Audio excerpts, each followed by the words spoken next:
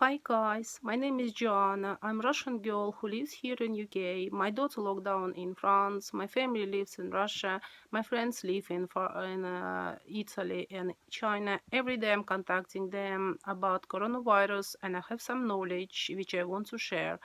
You don't need to criticize it. You just take it, accept it or not. And I have answers for the questions probably you will not have here. Tonight, question is what to do when you have very bad cough. I'm not giving you advice as a doctor because I am not a doctor and I'm not a politician. What I give advice is what people say do in Russia and China and Italy.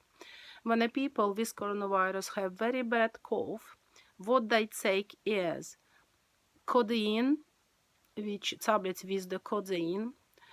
They take medication from asthma.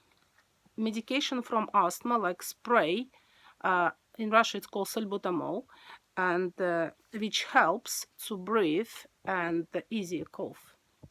And of course, they take paracetamol because it's like painkiller and make temperature down.